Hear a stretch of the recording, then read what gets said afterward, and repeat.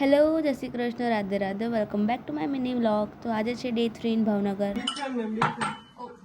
કોઈના માટે કશું જ ન બનાવવાળા કાકા મારા માટે જે ચા બનાવતા હતા. કંઈ નહીં, ચા તો બનાવી દીધી, પણ છેલ્લે કોમ્પ્લિમેન્ટ માંગવું જરૂરી હતું. મને તો નથી આવડતું, તો બી કંઈ નહીં, જેમ તેમ કરી ચા આખી પછી કોમ્પ્લિમેન્ટ તો આપી જ દીધો. મસ્ત છે.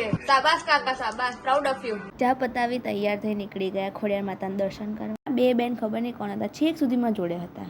લાગે છે કાકાની જેમ આ બી બિગ ફેન છે. કઈ નહીં, મંદિરે પહોંચી દર્શન કરી શ્રીફળ વધેરવા ગયા. કહેવાય છે કે એક વારમાં ફોડો તો બહુ સારું કહેવાય.